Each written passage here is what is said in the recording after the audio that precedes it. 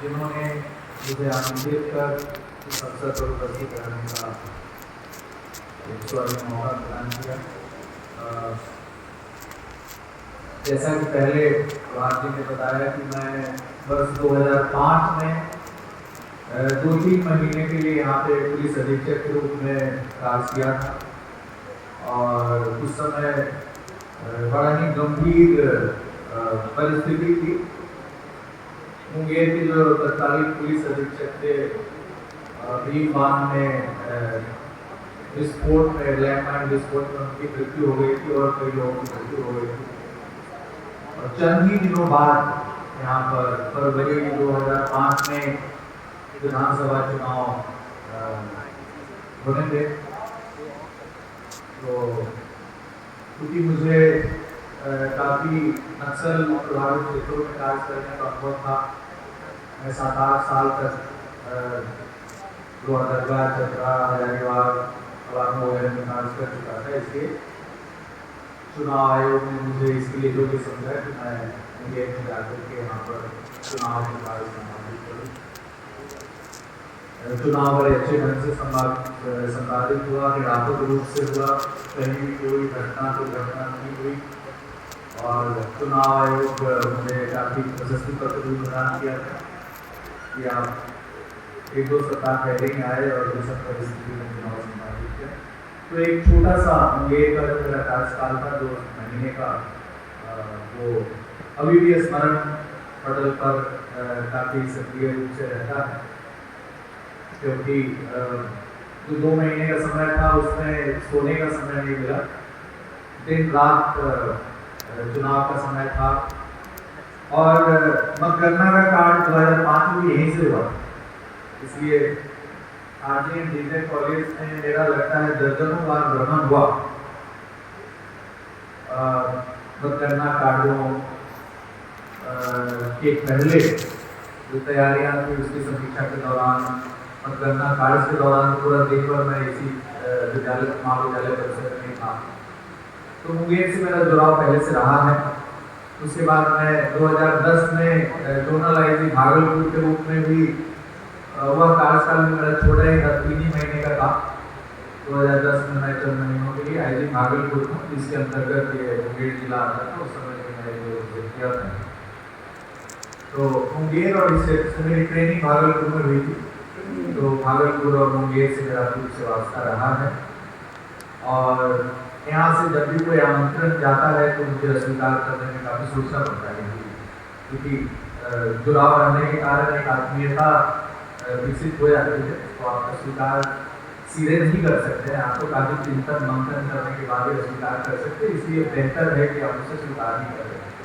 तो अभी भी मैंने थोड़ा सोचा कि ये चुनाव का समय है, काफ़ी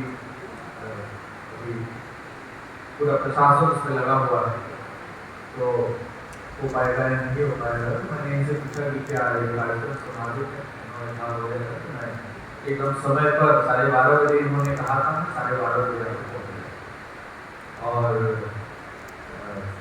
बाकी इस मंच से काफी कुछ कहा गया है। आदरणीय कुलपति महोदया ये अभिदस काफी सारे आयामों को काफी बखूबी से अभिव्यक्त की है। प्रभात जी ने भी काफी विशद रूप से इस महाविद्यालय के इतिहास, गौरवशाली इतिहास, गौरवमय इतिहास के बारे में भी बताया और क्या क्या गतिविधियाँ चल रही है उसके बारे में बताया। कुलसचिव महोदय के द्वारा भी काफी विस्तार से बताया गया। जैसा कि आप अवगत हैं कि इस विद्यालय की स्थापना 1898 में हुई थी, 1898 में हुई थी और क्वीन विक्टोरिया जो इंग्लैंड की महारानी थी, उनका 50 साल पूरा हुआ 1898। तो उस अवसर पर पूरे विश्व में, जैसा कि अभी कहा गया, काफ़ी पूरे विश्व में काफ़ी सारे शैक्षणिक महाविद्यालय प्रारंभ हुए। उसके बारे में भी आपको बताया गया, तो घोषक महोदय को उन्होंने बताया। मुंबई में भी मुझे स्मरण है एक VJTI है, Victoria jubilee technical institute engineering college, इसका भी स्थापना उसी समय हुआ था। तो इंग्लैंड से लेकर के और पूरे ब्रिटिश साम्राज्य में जो भी क्षेत्र आते थे उन सब में शिक्षा के विस्तार के लिए महाविद्यालय की स्थापना हुई। लेकिन ऐसा नहीं था कि ब्रिटिश साम्राज्य के द्वारा महाविद्यालयों की स्थापना के लिए पूरा धन उपलब्ध कराया जाता। जो भी धन की आवश्यकता होती थी वो जो उस क्षेत्र के जो समृद्ध लोग होते थे, जो संसाधन संपन्न लोग होते थे, उनके द्वारा उपलब्ध कराया जाता। जहाँ तक मुझे जानकारी है विभिन्न स्रोतों से कि मुंगेर के जो प्रबुद्ध वर्ग के लोग थे, जो शिक्षा के प्रति रुचि रखते थे, जिनमें शिक्षा के प्रति आसक्ति प्रतिबद्धता थी, उन लोगों ने यहाँ पर एक सिटीजन्स कमेटी बना करके 1898 में और इस महाविद्यालय का प्रारंभ किया। और उस समय यहाँ पर जैसा कि प्रभात ने बताया कि 1946 में 1940 में यहाँ पर स्नातक की पढ़ाई प्रारंभ हुई। तो लगभग 48 साल तक यहाँ पर इंटर स्तर की पढ़ाई, जिसे ग्रेड 2 कॉलेज इस समय बुला जाता था, उसके रूप में यह विद्यालय कार्य किया। और 1946 में यहाँ पर स्नातक की पढ़ाई हुई। उसी समय मेरी जानकारी के अनुसार इस महाविद्यालय का नाम परिवर्तन भी हुआ और जो डायमंड जुबली कॉलेज था उससे पहले RD राजा देवकी नंदन भी जुड़ गया। RD कॉलेज 1946 का इसका नाम हुआ। उस समय जो हमारे प्रिंसली स्टेट्स थे, राजे महाराजे थे और बहुत सारे जो प्रबुद्ध वर्ग के लोग थे, उन लोगों ने शिक्षा के विस्तार के लिए प्रतिनिधि रूप से अद्वितीय स्तर का काम किया और हर क्षेत्र में किया, हर भौगोलिक क्षेत्र में किया। जैसे यहाँ पर 1898 में यह महाविद्यालय प्रारंभ हुआ। आपके बगल का जो भागलपुर क्षेत्र है वहाँ पे तेज नारायण बनेली कॉलेज आपको उन्हें सुना होगा। तो बनेली स्टेट जो काफ़ी बड़ा स्टेट था, वहाँ के जो बनेली स्टेट के जो राजा थे उन्होंने भी काफ़ी धन उपलब्ध करा करके और TNB कॉलेज की स्थापना की। लगभग 1898 के आसपास बनेली कॉलेज की TNB कॉलेज की स्थापना हुई। TNB कॉलेज का योगदान भागलपुर की शैक्षणिक और सांस्कृतिक विकास में क्या है ये कहने की बात नहीं है। उसी प्रकार से जो RD कॉलेज मुंगेर में स्थापित हुआ आज से 125 साल पहले, उसकी इस क्षेत्र के शैक्षणिक, सांस्कृतिक और आर्थिक विकास में जो योगदान रहा है उसको व्यक्त करने की आवश्यकता नहीं है, बल्कि आप समझ सकते हैं कि जब भी कोई छात्र एक अच्छे स्तर का शिक्षा प्राप्त कर सामाजिक जीवन में प्रवेश करता है तो कितना परिवर्तन ला सकता है। कहा गया है कि शिक्षा जो है वो सबसे बड़ा लिबरेटर है। Education is the greatest liberator, मुक्ति प्रदान करता है आपको। संस्कृत में भी एक थोड़ा सा श्लोक मुझे स्मरण हो रहा है, सा विद्या या विमुक्तये, मतलब विद्या हुई है तो आपको लिबरेट करके आपको मुक्ति प्रदान करें। तो शिक्षा का महत्व हमारे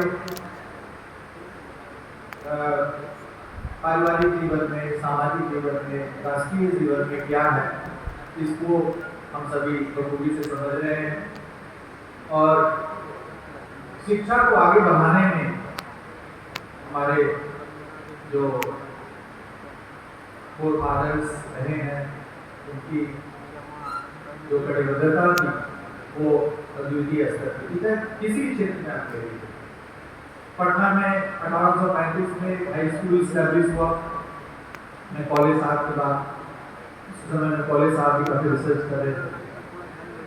उस हाई स्कूल को कई बार कॉलेज में तब्दील करने का प्रयास किया गया, लेकिन लोग विफल रहे और काफ़ी समय बाद 1863 में 1863 में पटना कॉलेज की स्थापना हुई और 3-4 साल बाद 1869-67 के आसपास से वहाँ पर भी स्थापना की पढ़ाई प्रारंभ हुई। ये पटना कॉलेज भारत का 5वां कॉलेज था जो आधुनिक शिक्षा प्रणाली के तहत जो कॉलेज हम समझते हैं। पटना कॉलेज अपने समय में भारत का 5वां कॉलेज था और प्रारंभ में पटना कॉलेज में हर तरह की पढ़ाई होती थी। लॉ की पढ़ाई होती थी, आर्ट्स की पढ़ाई होती थी, साइंस की पढ़ाई होती थी, इंजीनियरिंग की पढ़ाई होती थी, हर तरह की पढ़ाई होती थी। पटना कॉलेज से जितने सारे जो आप पटना में आप महाविद्यालय देख रहे हैं, पटना इंजीनियरिंग कॉलेज हो, मेडिकल कॉलेज हो, लॉ कॉलेज, साइंस कॉलेज, सभी कॉलेज पटना कॉलेज से ही निश्चित हुआ, निकला, इमर्जेंट किया। तो उन दिनों मतलब 1850 के आसपास पटना कॉलेज के अंतर्गत 1863 में स्टैब्लिश हुआ, स्नातक की पढ़ाई शुरू हुई। तो उसमें हर तरह की पढ़ाई उसमें की जाती है। फिर धीरे धीरे समय के साथ आवश्यकता महसूस की गई कि हर संकाय को अलग किया जाए। तो ये लगभग 1925 से 30 के आसपास साइंस कॉलेज भी 1927 में अलग हुआ। तो मैं साइंस कॉलेज का विद्यार्थी रहा हूँ, इसलिए साइंस कॉलेज के इतिहास काफ़ी गहनता के साथ मैंने अध्ययन किया। 1927 में साइंस कॉलेज अलग हुआ, उससे पहले पटना कॉलेज में साइंस की पढ़ाई हुई। बल्कि जो जैक्सन साहब जिनके नाम पे पटना कॉलेज में हॉस्टल भी है, जैक्सन हॉस्टल, मिंटू हॉस्टल, तो जैक्सन साहब साइंस पढ़ाते थे, बाद में वो प्राचार्य भी हुए साइंस कॉलेज से। और जो वहाँ पर पटना कॉलेज से जो अलग अलग engineering college, medical college, Prince of Wales college जिसे कहा जाता है, आजकल KMCH के रूप में कहा जाता है। तो ये सभी कॉलेजेस जो है, लॉ कॉलेज, सभी 1925 से 30 के बीच में अलग अलग होकर अपने स्वतंत्र अस्तित्व में काम करना शुरू किया। उस समय जो वाइस चांसलर पटना यूनिवर्सिटी के थे सुल्तान साहब, जब पटना आप जाएंगे तो परिवहन भवन भी चल रहा है, जिसको 5 स्टार होटल में कन्वर्ट करने का मुहिम चल रहा था, कोर्ट केसेस चल रहा है। वो जस्टिस थे पटना हाई कोर्ट, पहले कलकत्ता हाई कोर्ट में प्रैक्टिस करते थे। जब पटना हाई कोर्ट की स्थापना हुई तो बहुत सारे जो जजेस थे कलकत्ता हाई कोर्ट के, पटना हाई कोर्ट में प्रैक्टिस करने आ गए, जिसमें अली साहब थे, जिनके नाम पे अलीनगर, अनीसाबाद, अलीनगर स्टैब्लिश है। तो बहुत सारे जो जजेस आए थे कलकत्ता हाई कोर्ट से, तो उन्होंने हमारे शैक्षणिक क्षेत्र में भी काफी अद्वितीय योगदान दिया, अनुष्ठान दिया। उनको VC बनाया, हाई कोर्ट के जज थे जस्टिस सुल्तान साहब, उनको 3rd VC of Patna university, उनको VC बनाया गया। और उनके कार्यकाल में ही पटना कॉलेज से ये सभी जितने सारे साइंस कॉलेज और कॉलेज थे वो स्वतंत्र रूप से स्टैब्लिश हुए।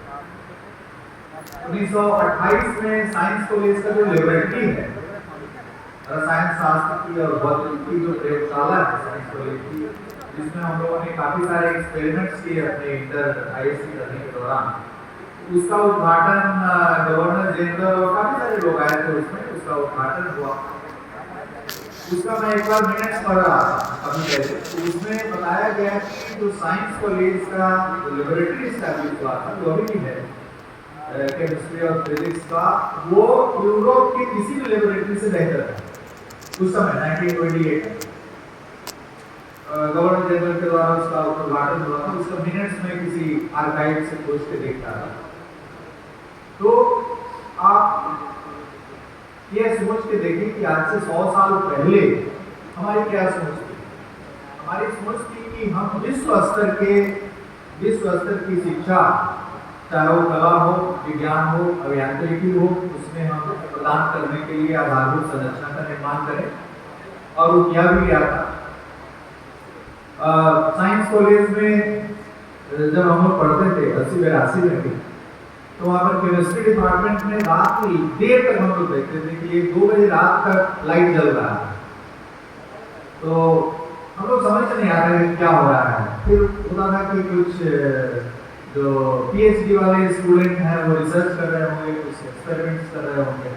बाद में पता चला कि नहीं, वहाँ जो प्रोफेसर थे, एक जे.एन. चटर्जी साहब थे, केमिस्ट्री के बहुत विश्वविख्यात प्रोफेसर हैं, तो जे.एन. चटर्जी साहब रात भर वहाँ पर अपना एक्सपेरिमेंट करते थे। बहुत सारे उन्होंने पेपर्स, करीब 150 पेपर्स उन्होंने पब्लिश किया है केमिस्ट्री में।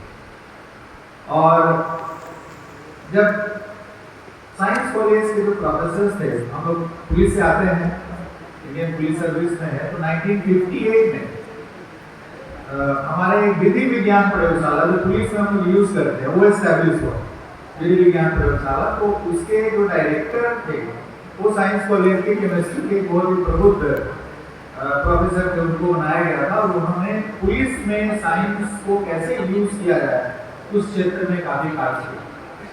और 1960 में पूरे इंडिया में जो प्रथम all India police science Congress हुआ, पुलिस में विज्ञान के प्रयोग के लिए 1960 से जैसे ऑल इंडिया साइंस कांग्रेस होता है उसी तरीके से all India police science Congress प्रारंभ हुआ। और Patna was the first place, पहला जगह था जहाँ पे all India police science Congress आयोजित हुआ।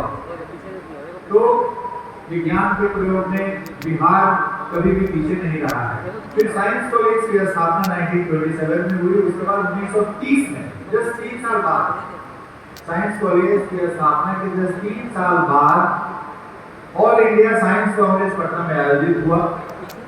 और उस ऑल इंडिया साइंस कांग्रेस में एक से एक जो हमारे भारत के सर सीवी रमन आए थे उसमें 1930 वाले साइंस कांग्रेस में, तो एक से एक विभूति उसमें भाग लिए थे, पूरे भारतवर्ष के और अंतर्राष्ट्रीय स्तर के भी लोग आए थे। तो आप देखेंगे कि हमारा जो इतिहास रहा है बिहार का, महाविद्यालयों का और इसका, वो काफी समृद्ध रहा है। मैं वैशाली जिले से आता हूँ। मेरे गांव के बगल में ही एक धरहारा गांव है जहाँ से लन्नट सिंह आते थे। आप लोग नाम सुना हो, LS college Muzaffarpur, Langat Singh college. तो मेरे पिताजी भी धरहारा हाई स्कूल में पढ़े थे और मेरे एक चाचा थे वो पढ़ाते थे, बाद में एयरफोर्स में चले गए। तो हम लोग जब छोटे थे, बचपन में थे, तो धरहारा कई बार भ्रमण किए थे और कहानियां सुनते थे। बाद में और पढ़ने का, इतिहास पढ़ने का भी मौका मिला। तो लंगर सिंह जी कोई ऐसे बहुत बड़े पढ़े लिखे आदमी नहीं था और कोई बहुत बड़े राजा महाराजा भी थे।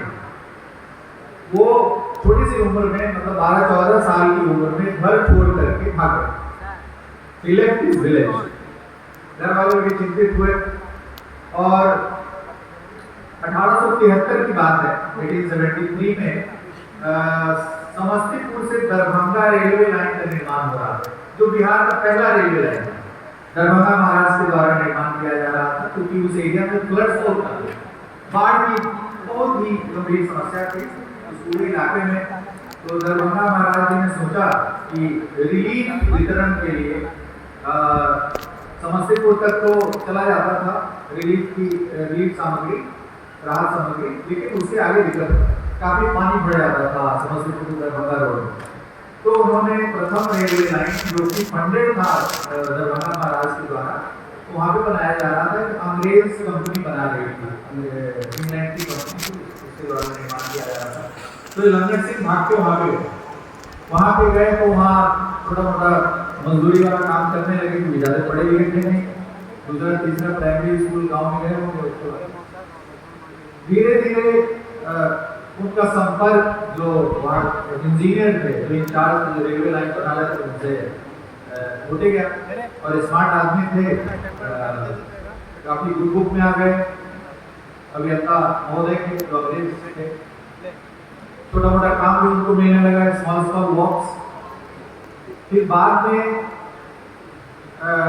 जो अंग्रेज थे उन्हीं को टेंडर वगैरह देना था, तो उन्होंने दरभंगा नरकटियागंज रेलवे लाइन, दूसरा रेलवे लाइन बिहार में, तो उसका ठेकेदारी लंगर सिंह को दे दी 1880 के आसपास। उससे उन्होंने काफी पैसे कमाए। फिर बाद में इंजीनियर और लंगर सिंह दोनों कलकत्ता चले गए, कलकत्ता कॉर्पोरेशन में काम करने लगे। उसी बीच वहाँ पे बनारस में पंडित मदन मोहन मालवीय जी बनारस हिंदू यूनिवर्सिटी की स्थापना के लिए पूरे भारतवर्ष में भ्रमण कर रहे थे और चंदा इकट्ठा कर रहे थे। तो 1897 में बनारस में एक संगोष्ठी आयोजित की गई, बीएचयू कैसे स्टैब्लिश हो, दरभंगा महाराज, टेकारी महाराज, अकबर महाराज और इंडिया के जितने सारे प्रिंसली स्टेट्स थे, सबके लोग, सब पढ़े लिखे लोग, जितने इनलाइटेड सिटीजन थे, सबको मालवीय जी बुलाए बनारस। तो लंगट सिंह भी कलकत्ता में थे, सुने, तो उनकी भी इच्छा हुई कि हम भी चलते हैं, देखते हैं क्या होता है। तो जो अंग्रेज उनके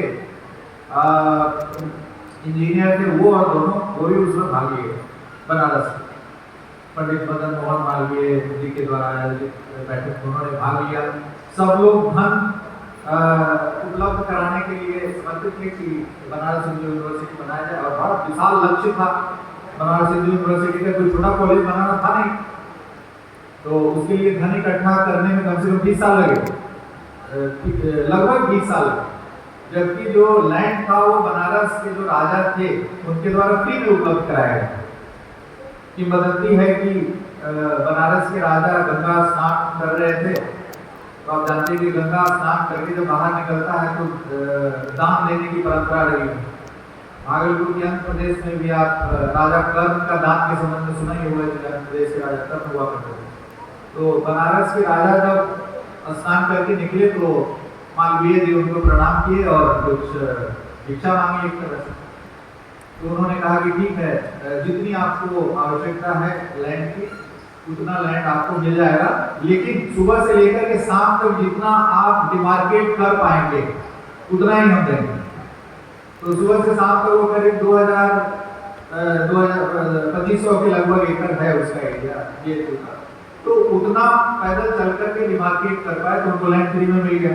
लेकिन भवन बनाने के लिए पैसे की जरूरत थी, इसके लिए बार बार मीटिंग करते थे।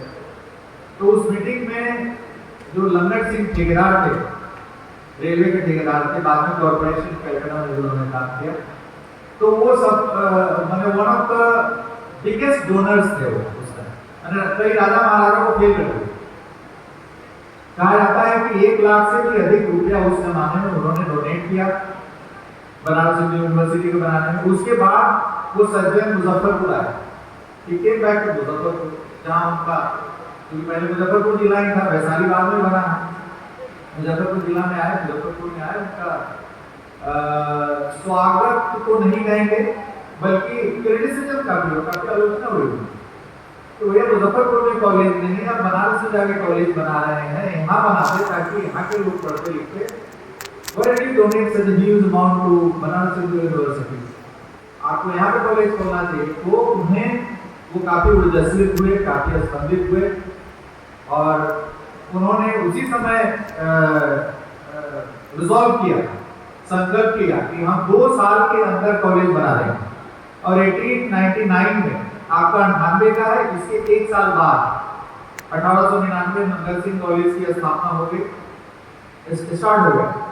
लेकिन उन्होंने 2 साल के अंदर जो कॉलेज बनाया था वो परमानेंट स्ट्रक्चर नहीं था, वो टेम्पररी स्ट्रक्चर था जिसमें सभी विभाग खुल गए थे, और मान्यता भी कलकत्ता यूनिवर्सिटी से उन्होंने ले लिया। तो उस समय पूरे बिहार, बंगाल, उड़ीसा, झारखंड, आप झारखंड भी जोड़ सकते हैं, सब मिलाकर के चारों स्टेट मिलाकर के कलकत्ता यूनिवर्सिटी था। तो कलकत्ता यूनिवर्सिटी से उन्होंने कॉलेज को एफिलिएट भी करा लिया, क्योंकि वो अंग्रेज से उनकी दोस्ती से वहाँ गए, वो करा लिया। उसके बाद काफी सारे लोग ईर्ष्या करने लगे कि वह ये ठेकेदार जो है वो कॉलेज बना दिया और हम बड़े बड़े लोग हैं, दरभंगा महाराज, दरभंगा में नो कॉलेज, टेकारी में नो कॉलेज, मधुबा में नो कॉलेज। तो राजा महाराजा ईर्ष्या करने लगे, वे ठेकेदार कॉलेज बना दिया और हम लोग मुझे रहते। तो इन लोगों ने खुराफात करके उसका एफिलिएशन रद्द करा दिया। इस कॉलेज का एफिलिएशन रद्द हो गया, क्योंकि इंस्पेक्शन कमेटी आई कलकत्ता यूनिवर्सिटी की, और उन्होंने इंस्पेक्शन किया, इंस्पेक्शन करके बोला कि जैसा कि अभी भी आप लोग देखते हैं कि एफिलिएशन के लिए मानदंड पूरा करना पड़ता है, तो मानदंड पूरा नहीं किया, because all the departments were housed in temporary structures, तो नहीं हो पाया, रद्द कर दिया। रद्द करने के बाद लंगट सिंह जी इंग्लैंड गए। इंग्लैंड में जाकर के उन्होंने पूरा कैम्ब्रिज एक्सपोर्ट का जितना कॉलेज था उसका स्टडी किया, और वहां से कॉलेज का जो आर्किटेक्चर था उसको कॉपी करके लाया, जो अभी लाल सा बिल्डिंग में बना हुआ है। तो फिर से उन्होंने और जमीन एक्वायर किया, और जमीन एक्वायर करके, और उसके बाद अभी वाला जो बिल्डिंग में देख रहे हैं आप वो बनने के बाद फिर से एफिलिएशन मिला। और उनके जो ग्रैंड सन थे दीपनारायण बाबू, जो बाद में कई बार MP भी रहे 6-7 बार मुजफ्फरपुर से, जो लंगट सिंह के पोते थे। जब बिहार यूनिवर्सिटी बना 1952 में, बिहार यूनिवर्सिटी दूसरा यूनिवर्सिटी था पटना से निकलकर पटना के बाद, तो उन्होंने बिहार यूनिवर्सिटी के लिए जो बाकी जमीन था वो दान कर दिया। तो आप एक देख सकते हैं, हम ये स्टोरी इसलिए बता रहे हैं कि ये संवेदक कॉन्ट्रैक्टर जो पढ़ा लिखा नहीं है, उसने अपनी कमाई का सर्वस्व शिक्षा के विकास के लिए, उसके विस्तार के लिए न्यौछावर कर दिया। और जो LS कॉलेज है वो उस क्षेत्र के विकास के लिए क्या योगदान दिया है वो कहने की जरूरत नहीं। वहाँ एक से एक विभूति जो साहित्य के क्षेत्र के दिग्गज भी वहाँ पढ़ाए, जानकमल शास्त्री जी थे वहाँ पे, वहाँ आचार्य कृपलानी जी प्रोफेसर थे जो वहाँ से सिंध गुजरात से आते थे, आचार्य कृपलानी जिनकी wife chief minister Sucheta Kripalani. तो एक से एक लोग वहाँ पर लाए गए, मुजफ्फरपुर में प्रोफेसर को लाया गया और बिहार के शैक्षणिक और सांस्कृतिक विकास में, आर्थिक विकास में उस कॉलेज का जो योगदान था आपको आप समझ सकते हैं कि क्या है। दरभंगा वगैरह बाद में जो जन्हारी को मिथिला कॉलेज है, CM कॉलेज, उसे बाद में आया है 1938 वगैरह। BN कॉलेज आप देख रहे थे वहाँ पे, बिहार नेशनल कॉलेज, गया के विशेश्वर बाबू थे, उन्होंने स्टार्ट कर दिया, वो भी 1898 के आसपास से स्टार्ट किए थे, छोटे रूप में स्टार्ट किए थे, बाद में चल के उसका बिल्डिंग वगैरह बना और स्टार्ट हुआ। तो ये जो हमारा इतिहास है, हमारे फोर फादर्स ने जो जिस समर्पण के साथ, जिस प्रतिबद्धता के साथ शिक्षा के विस्तार में अपना जैसे तन मन धन बोलते हैं सबको समर्पित किया, तो रियली वो मतलब उनके प्रति हम आज श्रद्धांजलि व्यक्त करते हैं कि आज हम जो भी हैं वो अपने पूर्वजों के द्वारा जो कृत कार्य हैं उसके बदौलत हैं। तो ये ऐसा नहीं था कि 1835 में पटना हाई स्कूल बना या पटना कॉलेज बाद में, वो पहले शिक्षा हमारे देश में नहीं था। गुरुकुल की जो व्यवस्था है वो सनातन काल से हमारे यहाँ रही है और गुरुकुल की व्यवस्था काफी वाइब्रेंट थी, काफी जागृत व्यवस्था थी। गुरुकुल की व्यवस्था हम लोग पढ़ते ही हैं, जितने सारे हमारे स्क्रिप्चर्स हैं, रिलीजियस स्क्रिप्चर्स हैं, वेद पुराण रामायण सब में, कि गुरुकुल की व्यवस्था आज से नहीं बल्कि हजारों वर्षों से हमारे देश में कार्यरत रही। और गुरुकुल मतलब जो बच्चा 5 साल का हो गया वो अपने परिवार को परित्याग कर गुरु के कुल में जाकर मिल गया, मतलब उसके वंश में जाकर मिल गया, मतलब उसके फैमिली में जाकर रहने लगा। मतलब आप गुरु के फैमिली में जाकर के अभी बिकम अ पार्ट ऑफ जो गुरु फैमिली, और वहाँ पे आप और वहाँ शिक्षा नहीं प्राप्त करते, आप विद्या अध्ययन करते हैं। शिक्षा और विद्या में फर्क है। शिक्षा है कि आप नॉलेज हासिल कर रहे हैं, कुछ इंफॉर्मेशन गैदर करके आप अपने पास रखते हैं। कि विद्या है जो संस्कार युक्त विद्या है, जिसमें संस्कार भी शामिल है, संस्कार युक्त शिक्षा विद्या कहलाती है। तो गुरुकुल में जो विद्या अध्ययन किया जाता था, कहा जाता है कि उसमें मेन 16 विषय पढ़ाए जाते थे, जिसमें साइंस, एस्ट्रोनॉमी, एस्ट्रोलॉजी, मैथमेटिक्स। आजकल आप देखते होंगे कि वैदिक मैथमेटिक्स पे काफी रिसर्च हो रहा है, वैदिक मैथमेटिक्स पे, और जितने सारे गणित में जो आविष्कार हुए हैं, चाहे वो कैलकुलस हो, साइन, कॉस, व्हाटएवर, जीरो तो हमारा भारत का ही देन है, शून्य जो है हमारा देन है, और कैलकुलस वगैरह जितनी सारी चीजें हैं सबके बारे में सूत्र हमारे जो रिलीजियस स्क्रिप्चर्स हैं उसमें सन्निहित हैं। लेकिन किसी न किसी कारण से वो परत दर परत दब गया था। तो ऐसा नहीं है कि हमारी सभ्यता और संस्कृति एकदम ही शिक्षा से रहित थी। गुरुकुल की व्यवस्था भी काफी सुदृढ़ थी, समय समय पर उसमें चरण हुआ। और जैसा कि मैंने एक रिपोर्ट में पढ़ा था कि 1857 के आसपास, 1858 के आसपास, जब इंडियन एजुकेशन एक्ट पास हुआ और गुरुकुल को बैन कर दिया गया, गुरुकुल व्यवस्था को समाप्त करके और मॉडर्न एजुकेशन इंट्रोड्यूस किया गया। उस समय लगभग 7.5 लाख गांव भारत में थे, 7,50,000 के करीब गांव थे, और गुरुकुल की संख्या भी लगभग 7,30,000 थी। मतलब every major village had a gurukul, और उस गुरुकुल में हर विषय के शिक्षक होते थे और उसमें हर तरह की पढ़ाई होती थी। और सिर्फ किताबी शिक्षा ही नहीं दी जाती थी, बल्कि प्रैक्टिकल भी था।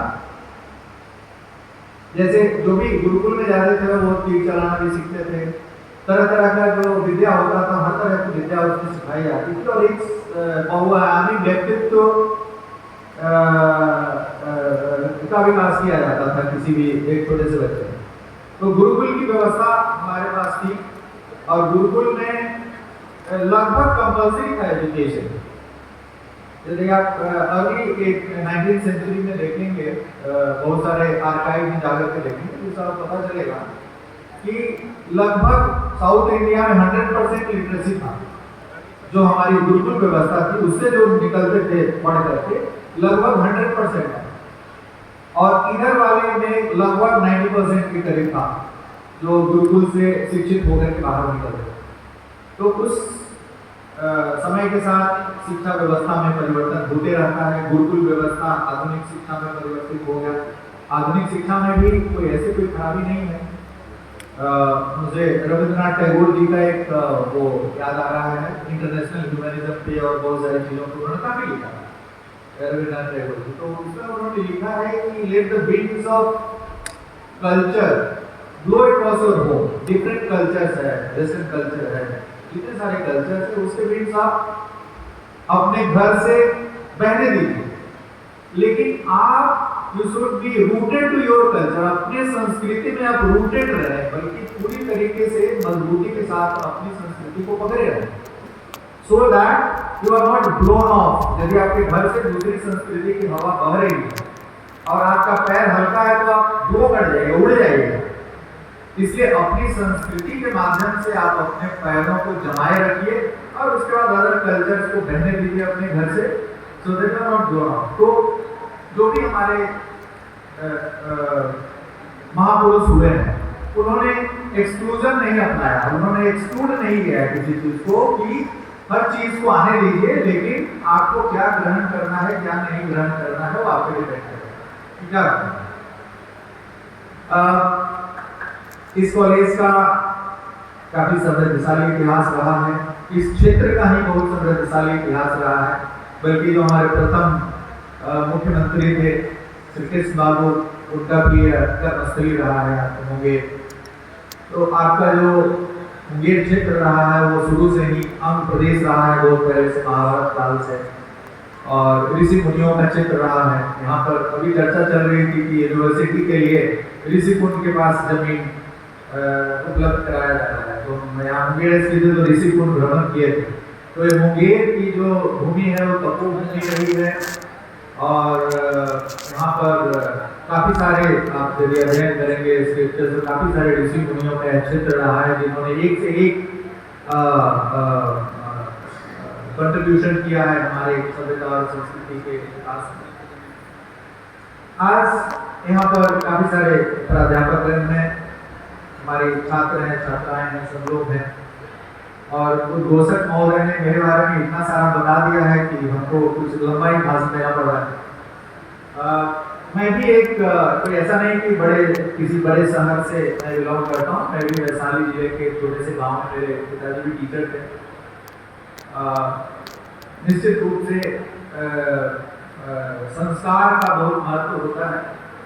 बचपन से ही यदि आप में अच्छे संस्कार दिए जाए और आप में एक बड़ा सपना देखने का, यदि आप एक बड़ा सपना अपने दिमाग में एक घर कर लें कि हमें क्या बनना है क्या करना है बचपन से, और उस दिशा में प्रयास करें, तो निश्चित रूप से आपको सपना पूरा निश्चित रूप से होगा। आप यदि देखें इतिहास पे यदि नजर डालें तो जितने बड़े लोग हैं, चाहे वह आर्थिक विकास के क्षेत्र में हुए हों, चाहे आप रिलायंस ले लें, जो भी जितनी बड़ी बड़ी कंपनियां हैं यूएस में, जितनी सारी कंपनियां हैं, वॉरेन बफेट से लेकर के जितनी सारी, वो सबको देखा। वो कोई बहुत पढ़ा लिखा आदमी नहीं है, लेकिन उनमें कमिटमेंट है, उनमें लगन है, उनमें अपने जो ड्रीम है उसको पूरा करने के लिए कुछ भी करने के लिए उतर पड़े। तो यदि आप इस तरीके से बचपन में ही रिजॉल्व कर ले, संकल्प ले लें कि हमको क्या करना, सबसे पहले तो आपको क्या करना है वो सोचना पड़ेगा। एपीजे अब्दुल कलाम जो हमारे राष्ट्रपति थे, वो भी कहा करते थे कि आपको बड़ा सपना देखना चाहिए, उसको ड्रीम बिग। छोटा सपना मत देखिए कि हम एक टायर पंचर का दुकान खोलेंगे, मिठाई का दुकान खोल लेंगे। मिठाई का दुकान खोलना कोई गलत काम नहीं है, लेकिन मिठाई का दुकान खोलना 5वें 7वें 8वें 10वें नंबर पे आना चाहिए। पहला नंबर आपका होना चाहिए उसको ड्रीम बिग, मतलब हम देश के लिए क्या करेंगे, हम क्या बनेंगे, हम क्या बन करके क्या कर सकते हैं। सिर्फ अपने लिए बनना नहीं है, बल्कि बन करके हम अपने समाज के लिए, हम अपने राज्य के लिए, अपने देश के लिए क्या कर सकते हैं, ताकि जो भी मैडम बता रही थी कि 2047 का जो विजन है हमारे देश का, और देश इतनी तेजी से प्रगति कर रहा है, तो देश का जो प्रगति पथ है उस पर हम क्या अपना अमिट छाप छोड़े, क्या हम योगदान दें। तो उस तरीके से हमारी जो युवा पीढ़ी है, जिनके हाथों में आगे का भविष्य है, 2047 में तो हम लोग रिटायर होकर के महाप्रयाण की दिशा में लगे रहेंगे। तो आज जो युवा पीढ़ी है आज के डेट में, उस युवा पीढ़ी के कंधों पर हमारे देश का भविष्य है। 2047 उन्हीं के कंधों पर टिका हुआ है। तो आप क्या करेंगे ताकि 2047 में हमारा देश विश्व का प्रथम राष्ट्र बनकर उभर कर सामने आए। तो हर व्यक्ति एक बड़ा सपना देखना चाहिए। उस सपना को पूरा करने के लिए आपके दिमाग के अंदर जर्नी होना चाहिए, विचार मंथन होना चाहिए, ताकि आइडिया जाए, विचार आए। सपना देखिएगा तो सपना को पूरा करने के लिए आपको आपके दिमाग में विचार पैदा करने होंगे कि कैसे करना है, क्या विचार है, कैसे करेंगे। और विचार के बाद तब आप क्रियाशील होंगे, एक्शन में आपको आना पड़ेगा उसको पूरा करने के लिए। और अभी कुल सचिव महोदय रश्मिरथी की एक पंक्ति बोल रहे थे, तो मैं जब मैट्रिक की परीक्षा दे रहा था तो मैं रश्मिरथी पूरा रट लिया। तो मैट्रिक की परीक्षा और इंटर में एडमिशन के बीच में कुछ समय रहता है, तो मैं पूरा कुरुक्षेत्र रश्मिरथी दिनकर जी का पूरा ही रट लिया। तो अभी भी मुझे कुछ पंक्तियाँ याद है, लेकिन काफी विस्तृत हो गया है। जय शंकर प्रसाद की कामायनी रट गया था मैं। मेरे पिताजी हिंदी में काफी रुचि है, तो उनके पास किताबें थी, वो ग्रेजुएशन हिंदी वगैरह से किए थे, तो उनकी किताबें उठा करके मैं फ्री टाइम में पूरा करके रट जाता है। तो इन्होंने एक बड़ी अच्छी बात अभी बताई कि रेणुक जो दृष्टिकोण को न यहाँ जाने दे, उनको स्वर्ग धीर पर फिरा हमें गाली गदा लौटा दे अर्जुन भीम वीर। तो ये तो ठीक है, ये जब हमारे स्वतंत्रता संग्राम के दिनों में यह काफी वो होता था कि हमें युधिष्ठिर नहीं चाहिए, हमें अर्जुन और भीम चाहिए, ताकि हम संघर्ष कर सकें और हम अपनी भारत माता को मुक्त करा सके आजादी की पेड़। उसी में रश्मिरथी में ही बहुत सारी पंक्तियां हैं, मैंने कुछ जॉट डाउन किया हुआ था रास्ते में जो मैं आ रहा था। ये जो छात्र छात्राएं हैं उनके लिए मैं ये पढ़ना चाहूँगा।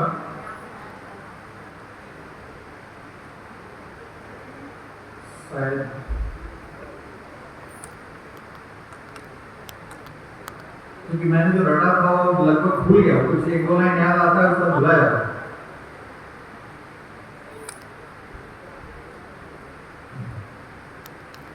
रश्मिरथी की ये पंक्तियां हैं कि सच है विपत्ति जब आती है कायर को ही दहलाती है। जब कोई भी विपत्ति आती है तो जो कायर आदमी है वो दहल जाता है, विचलित हो जाता है, अपना पथ छोड़ देता है, पथभ्रष्ट हो जाता है। तो यदि विपत्ति आती है तो विपत्ति क्या आएगी? स्टूडेंट के लिए क्या विपत्ति आएगी कि आप परीक्षा में फेल कर गए। अभी जैसे मैट्रिक का रिजल्ट आया है तो अगले दिन आप देखेंगे कि दर्जनों विद्यार्थी सुसाइड कर रहे, आत्महत्या कर रहे। क्या ये सही है? एकदम सही नहीं है, क्योंकि वो कायर है। जो आत्महत्या करते हैं वो कायर होते हैं। उसी तरीके से आप देखते होंगे आजकल की कोटा में बहुत सारे लोग जाते हैं इंजीनियरिंग की तैयारी करने के लिए, जेईई की तैयारी करने के लिए। पता चलता है कि रिजल्ट आया तो दर्जन 2 दर्जन सुसाइड हो गया हो।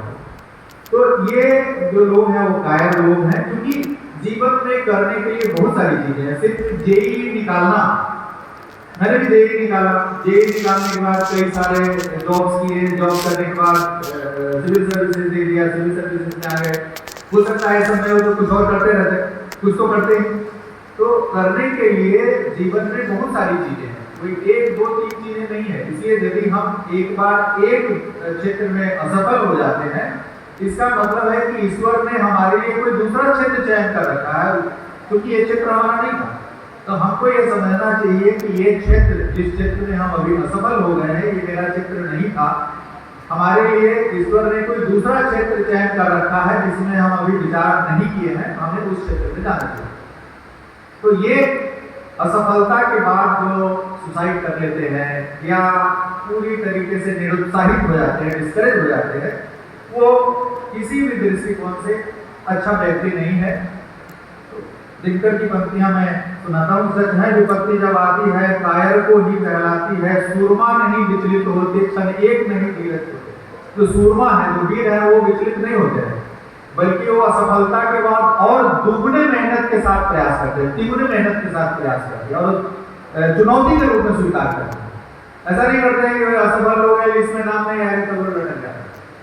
वो अगली बार और तिगुनी चौगुनी मेहनत के साथ संकल्प लेते हैं कि हम आगे बढ़ेंगे।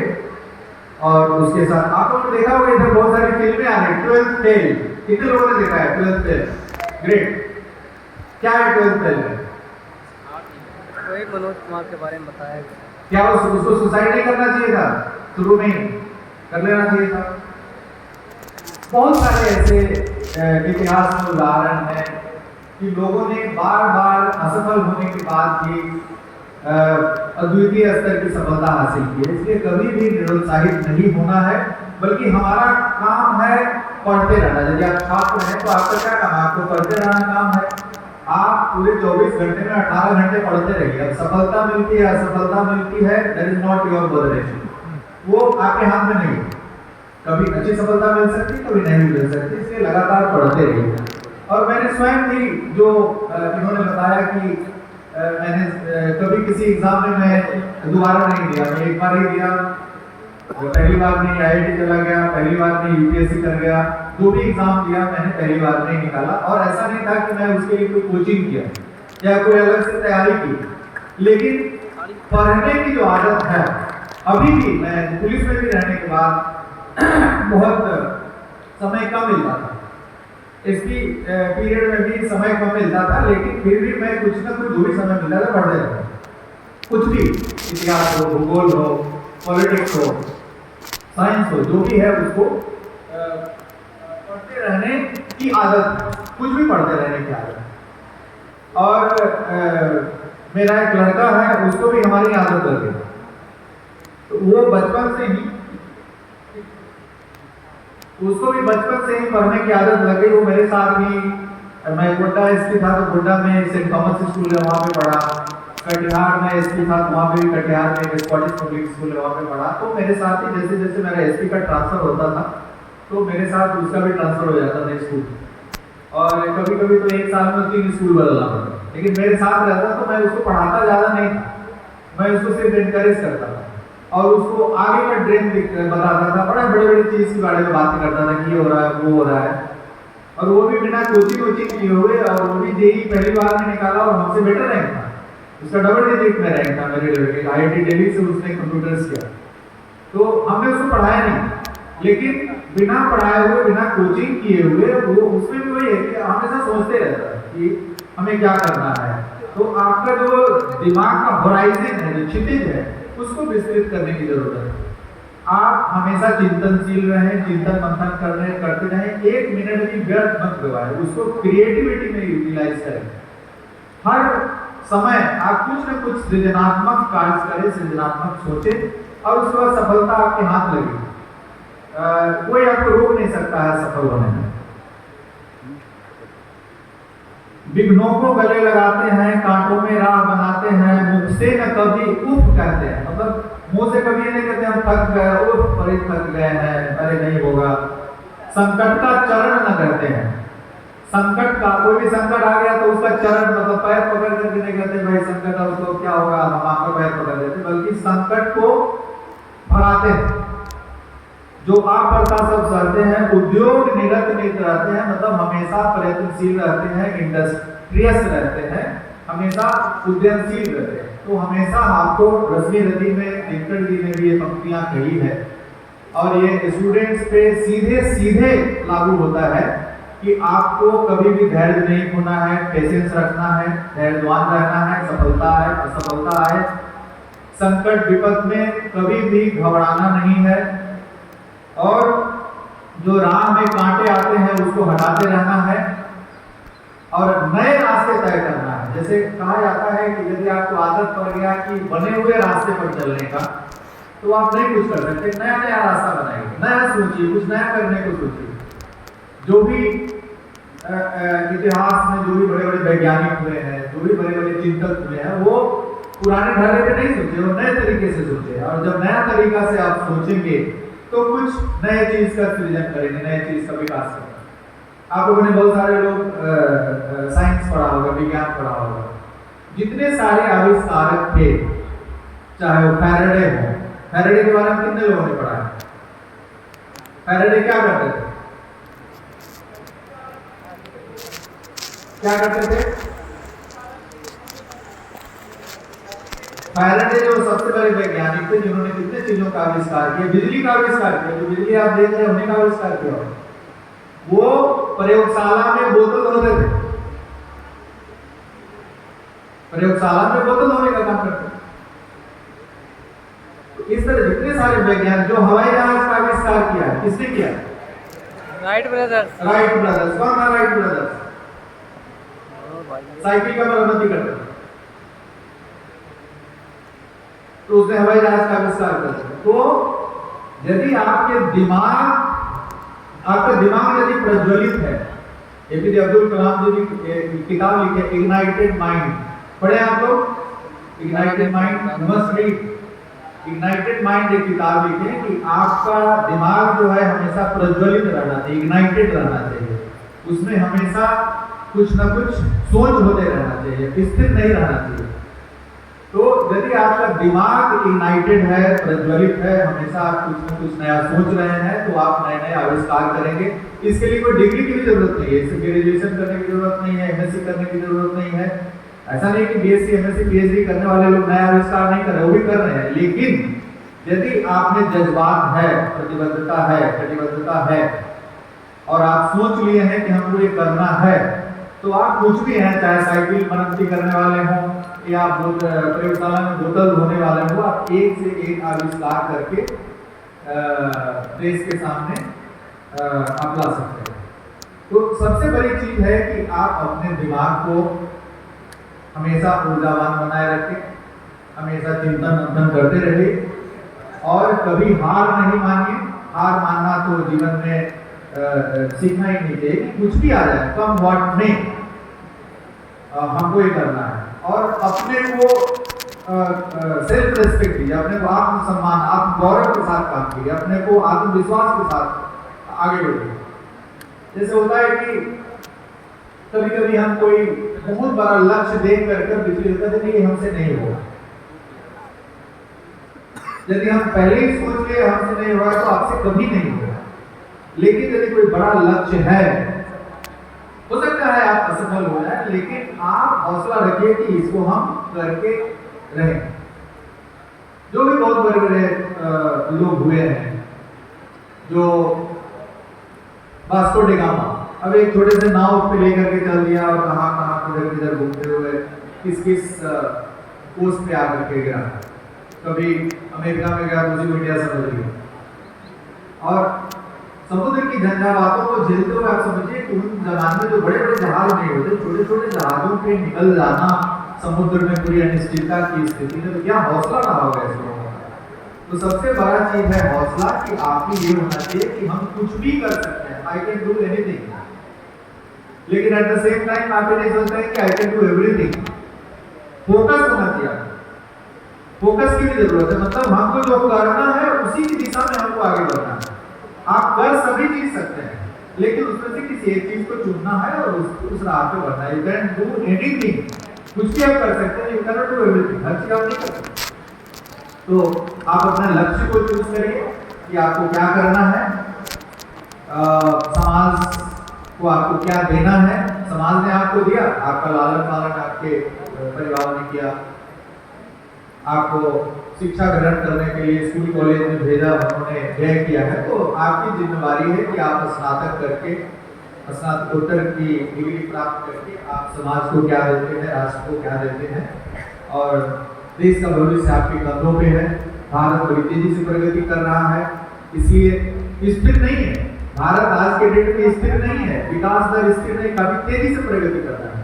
5वीं बड़ी अर्थव्यवस्था हो गई, आप लोग जानते ही हो, वही पूरा चल रहा है कि 5वीं बड़ी अर्थव्यवस्था हो गई है, 5th बिगेस्ट इकोनॉमिक पावर हो गया इंडिया, और 3rd अभी होने वाला है कुछ ही वर्षों में।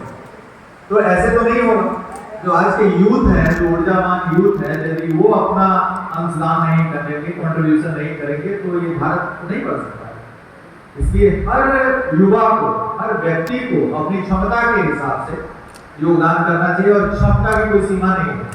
आदमी अपनी क्षमता को पहचानता नहीं। हम लोग मसूरी में ट्रेनिंग होता है 3 महीने का, जब IAS IPS आता है रिक्रूट होकर के, तो मसूरी में 3 महीने का फाउंडेशन कोर्स होता है। उसमें पढ़ाई के अलावे बहुत सारी चीजें, घोड़ा चलाना, घोड़ा सीखना, घुड़सवारी करना सिखाया जाता है, पहाड़ पर चढ़ना सिखाया जाता है।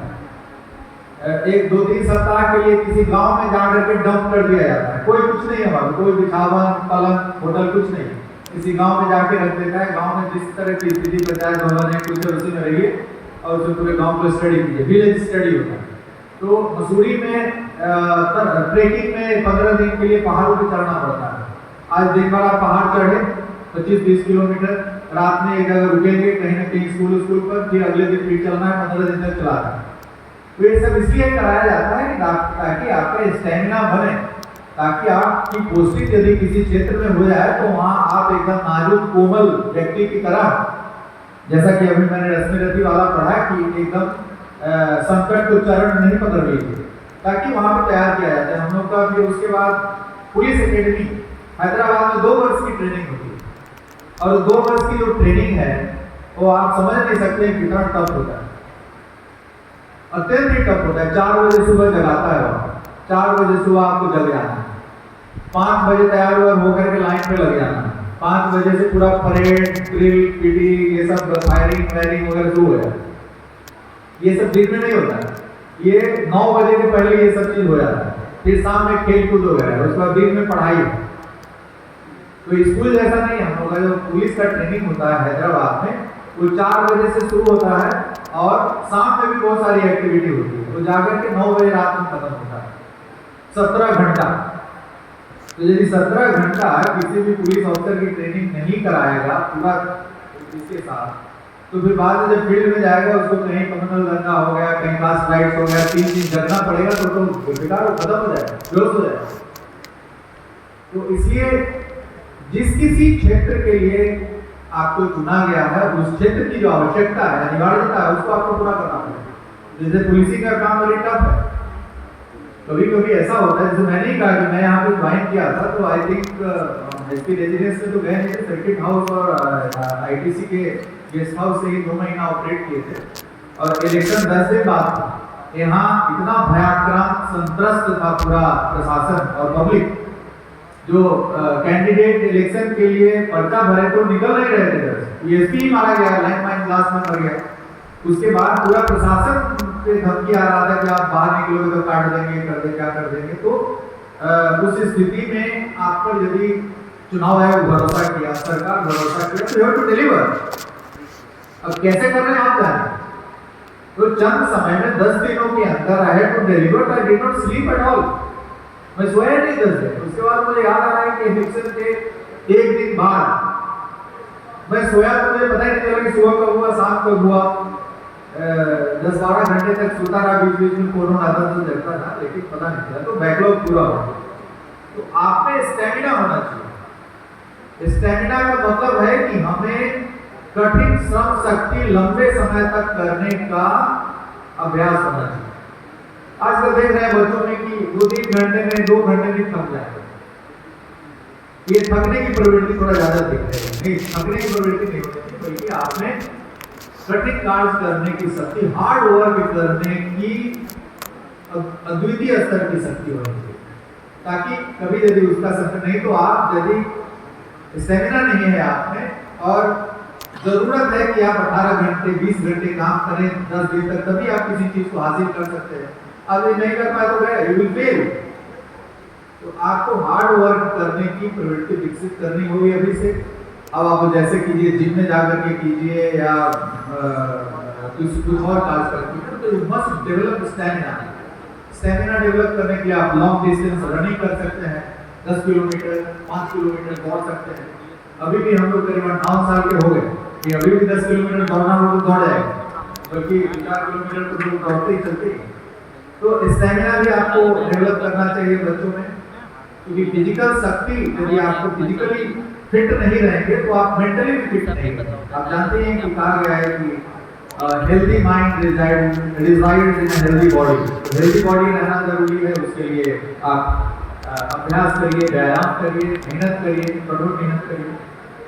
तो ज़्यादा टाइम मैं नहीं लेना चाहूँगा यहाँ पर, क्योंकि बच्चे थे इसलिए बच्चों को, और चूंकि उद्घोषक महोदय ने हम पर एक बहुत बड़ी जिम्मेदारी दे दी कि इनको प्रेरित करना है, इसलिए मैंने कुछ जो है प्रबुद्ध वर्ग के लोग हैं, जो समाज के बहुत ही प्रतिष्ठित लोग हैं, उनके लिए भी मैंने कुछ, जो हमारे पूर्वज रहे हैं जिन्होंने अपना सभी कुछ समर्पण कर दिया शिक्षा के विकास में, तो उनके भी कुछ उदाहरण, वैसे उदाहरण की कमी नहीं, उदाहरण ही उदाहरण है। बोला जाए यदि इस क्षेत्र में तो घंटों घंटों आदमी बोलते रह सकता है। लेकिन आज के दिन में सरकार पर हम आधारित हो गए कि जो करेगा सरकार करेगा, सरकारी स्कूल खोलेगा, सरकार कॉलेज खोलेगा, सरकार हर चीज करेगा, सरकार पर आधारित हो गए। लेकिन उन दिनों सरकार थी, लेकिन सरकार के अलावे जो हमारे समाज के जो चिंतनशील लोग थे, उन्होंने भी अहम अपना योगदान दिया है। अहम योगदान ही नहीं बल्कि हर चीज का योगदान दिया है, और उसी के बदौलत आज हम इस स्थिति में हैं और हमारा देश आज 5वीं बड़ी अर्थशक्ति बन चुका है और तीसरी की राह पे है, और हम लगातार प्रजातांत्रिक पद्धति के साथ हम विकास कर रहे हैं। तो मैं ज़्यादा समय अब नहीं लेना चाहूँगा। मैं एक बार फिर प्रभात जी को धन्यवाद देना चाहूँगा। ये हमारे पुराने मित्र हैं, मेरे मुंगेर पदस्थापना हुई थी उसके पूर्व से मैं इनको जानता हूँ, इसलिए भी मैं इनके आमंत्रण को स्वीकार नहीं कर सका, और मेरे लिए भी यह गौरव की बात है, सौभाग्य की बात है कि इस ऐतिहासिक कॉलेज के 136वें स्थापना दिवस के अवसर पर आकर आप लोगों के साथ अपने कुछ अनुभव, कुछ अपने विचार को व्यक्त करने का मौका मिला। मैं अपने एसपी मुंगेर के कार्यकाल में भ्रमण तो यहाँ किया था, लेकिन शैक्षणिक चीज़ों पर मेरी नज़र नहीं पड़ी थी, बल्कि मैं चुनाव, काउंटिंग वगैरह वगैरह में व्यस्त रहा, और काउंटिंग होने के अगले दिन मेरा ट्रांसफर हो गया, चुनाव करना हुआ और उसके बाद हम चले गए। तो लेकिन उसके बाद से मैं लगातार मुंगेर हर साल कम से कम 1-2 बार आता हूँ, और किसी न किसी रूप में मेरा भ्रमण होता है, लगाव है। भविष्य में भी मैं अपेक्षा करूँगा कि हमें याद करते रहिए। यदि हम सेवा में हैं, सेवानिवृत्त भी हो जाते हैं, तो याद करते रहिए। I will love to come here. और इसी के साथ मैं इस कॉलेज और इस यूनिवर्सिटी, अब तो यहाँ कॉलेज ही नहीं रहा बल्कि यहाँ पे विश्वविद्यालय बन गया। अब विश्वविद्यालय के हम नाम से ही समझ रहे, विश्वविद्यालय मैंने विश्व का विद्यालय, मतलब कि विश्व के किसी भी देश से यहाँ पे स्टूडेंट आए। विश्वविद्यालय का मतलब तो यही है। नालंदा विश्वविद्यालय था तो वहां पर चाइना, कहां से लोग आते हैं, पूरे विश्व के लोग आते हैं। तो विश्वविद्यालय का नाम ही इसलिए पड़ा है कि विश्व के लोग यहाँ करके अध्ययन करें। मैं तो यही चाहूंगा कि मुंगेर विश्वविद्यालय दिन दूनी रात चौगुनी प्रगति करे और यहाँ विश्व के लोग आकर के अध्ययन करें। और इस RDNDJ जो ऐतिहासिक कॉलेज है, जो 125 साल पूर्व कर चुका है और 126वें में प्रवेश कर रहा है, इस विद्यालय में जो सवालियां हैं, प्रॉब्लम्स हैं, जैसे अभी प्रभात जी से भी बात हो रहा था कि प्रॉब्लम्स हैं, प्रॉब्लम्स रहेंगे। यदि प्रॉब्लम्स नहीं रहेगा, कठिनाइयां नहीं रहेंगी, तो फिर आगे क्या जरूरत है? उसको सॉल्व करने की जरूरत ही नहीं पड़ेगी, हर चीज पर स्मूथली चलते रहेगा। नहीं, ईश्वर ने ऐसा कुछ बनाया ही नहीं है कि कोई भी चीज में प्रॉब्लम ना हो। प्रॉब्लम आएगा, समस्याएं आएंगी, लेकिन उन्हीं समस्याओं के बीच आपको डिलीवर करना है, आपको जो भी लक्ष्य है उसको प्राप्त करना है। तो मैं समझता हूं कि चाहे महाविद्यालय हो या विश्वविद्यालय हो, अपने सीमित संसाधनों के अंतर्गत जो भी यहाँ पे उपलब्ध है उसमें बेहतर शिक्षा जो भी छात्र छात्राएं हैं तो उपलब्ध कराने की दिशा में संघर्षशील रहेंगे, कार्यरत रहेंगे। हमारी अनंत शुभकामनाएं, अशेष शुभकामनाएं हैं महाविद्यालय और विश्वविद्यालय के लिए। और मुझे भी पुलिस में रहते हुए भी, हालांकि पुलिस में आप जानते हैं पूरा मार काट तरह तरह की बातें रहती है, और पुलिसिंग में भी मैं काफ़ी अंदर जाकर के मैं काम करता था और काफ़ी लगन के साथ काम करता था, लेकिन शिक्षा में भी मुझे रुचि है। और फिर कभी मौका मिलेगा तो प्रभात जी के निमंत्रण पर मैं यहाँ पर बच्चों को फिर से उद्बोधित करने का प्रयास करूँगा। और हम लोग जैसे कि आप जानते हैं कि सिविल सर्विस में हर सब्जेक्ट आदमी पढ़ता है। जैसे मैं पढ़ा तो इंजीनियरिंग, लेकिन मैं यूपीएससी दिया फिजिक्स और एंथ्रोपोलॉजी है। एंथ्रोपोलॉजी का नाम भी मैंने नहीं सुना था। मैं जब यूपीएससी का मेंस देने गया तो दूसरा सब्जेक्ट बोला कि 2 सब्जेक्ट पढ़ना है, तो हमने कहा कि दूसरा सब्जेक्ट हम कौन सा भरें, और जॉब भी कर रहे थे। जॉब भी हम एक भी दिन नहीं छोड़े। जिस दिन हम मसूरी में आईपीएस की ट्रेनिंग ज्वाइन करने के उसके एक दिन पहले तक जॉब किया है, शाम में रिजाइन करके और अगले दिन सुबह में मसूरी ज्वाइन किया। तो हम अपना जॉब भी एक भी दिन नहीं थे, पूरा जॉब करते हुए यूपीएससी दिया, कोई कोचिंग नहीं। तो मुझे दूसरा सब्जेक्ट लेना था, तो मैं दिल्ली गया। मैं उस समय पुणे में ट्रेनिंग में था अपने इंडियन इंजीनियरिंग सर्विस वाले जॉब में। तो वहाँ से फॉर्म आया, फॉर्म लेकर के दिल्ली आया। दिल्ली में हम फिजिक्स तो हम पढ़ चुके थे प्रिलिमिनरी में, उसके बाद हमें दूसरा सब्जेक्ट चूज करना।